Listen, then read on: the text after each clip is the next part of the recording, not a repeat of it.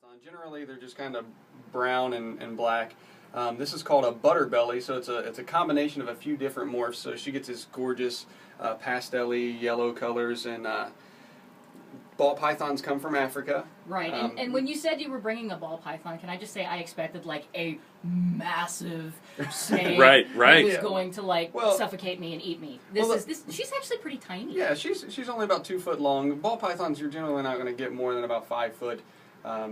For some of the big females. The males even stay smaller, so she'll get a little bit bigger than the males, but they stay pretty small. They're not much to worry about. They call them ball pythons because you can see in this, as she likes is now. to curl up into a ball. Yeah, when they get scared, they'll curl up into a ball and they'll hide their face inside of their, kind of like, you know how hedgehogs curl up. And same idea, except they're not pokey. Yeah, she was very soft and nice to hold. Yeah, she's. When you used the term morph when you were describing, what does that mean? So genetically, it's so there's a normal, and then you can line breed different traits like being albino or leucistic and things like that. So it's just a combination of a couple line bred morphs or genes. I see. Okay. Yeah. Okay. Now I see what you're talking about. Yeah. We also have this fabulous chameleon that is sitting up on Quinn's mic boom right now. Yes, he's holding down my microphone so I can't get it, and I'm shining up the back side of the chameleon. I'm shooting some video on this so you guys could be able to look at. There's going to be pictures and videos and everything on our Facebook page. So this is Merlin. Merlin is about almost 2 years old now. He's a panther chameleon. Panther chameleons come from Madagascar. Depending on what part of the island they come from, determines what's called their locale. He is a cross from 2 different parts of the island. He comes. One of his parents was from the Nosy Folly region. One was from the Ambelobe region. So he gets the nice blues and greens like this. And when he gets fired up, all of his greens can turn a really bright red, and he gets this red speckling. They call it red rain throughout his whole body. He looks I love him right now. I do. I like him a lot. He matches me. He does. I should have brought something to eat so you could see him eat. He can shoot out his tongue almost a foot in front of him. Yeah. That sounds like it would be dangerous. Let's give him to Jeff. Maybe he could eat Jeff. Oh, be nice to Jeff. And you've also brought a bearded dragon. I did. This is a bearded dragon. Bearded dragons are one of the most common pets in the trade right now. They're very sociable. They're diurnal, which means they're active during the daytime. So they do a lot of interaction. And most of the time they're pretty calm. Like you saw him earlier. He's on my shoulder. He'll just hang out on my shoulder all day long.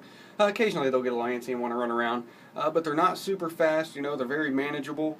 And they don't get huge. That's also a good thing. They'll get about 2.5 foot long nose to tail as a full-grown adult, and they get pretty fat. But well, let's talk a little bit about the Indiana Reptile Breeders Expo. It is coming back to Richmond this Sunday, and you're at a new location, right? Correct. So we were at the Kaufman Center. We're not there any longer. We are now at the National Guard Armory. That's 1200 West Main Street. Here in Richmond. It's a little bit smaller of a venue and a little bit. I think it's a little easier to get to. The Kaufman Center's a little far out there, and I think people were having some issues getting there, so we moved it into town a little bit. So there's going to be all kinds of exotic pets. Thousands of animals will be there. Yeah. Not only we're the Indiana Reptile Breeders Expo, but there's also breeders of other exotic mammals. There'll be hedgehogs. There'll be sugar gliders. Hedgehogs are so cute. Right. So turtles, amphibians. Bug Brothers come. Yes. Kangaroo! Yeah, I'm excited. Yeah, there's a kangaroo that's going to be there for a small fee. You get to hold a kangaroo. He's still in the pouch. His name's Scooby-Roo. He's with Valley Exotic Zoo, so you get to hold him and feed him and take all kinds of pictures with him. He's a really cool guy. So admission for this event is $5. It's free for kids and under. There's free parking. There's all kinds of fun stuff going on. Yeah. And you guys are going to be doing like what, giveaways and stuff? Yeah, every 30 minutes we do a giveaway. ZoomEd sponsors us. They give us some stuff that we give away, like supplies, and at the end we give away, a terrarium, which is a tank and a lid and all the supplies. So a great way to get started doing what you need to do. Right. And then on the hour, almost every hour, we give away $50 in show bucks, which is basically a gift card that any vendor in the show will accept as cash. So it's like $50 to use for whatever you want, animals or supplies. That sounds awesome. Okay, the Indiana Reptile Breeders Expo this Sunday from 10 to 4 at your new location. It's the National Guard Armory. Dennis Blankenship, Magical Geckos, thank you so much for coming in and bringing all your friends with you, too. No problem.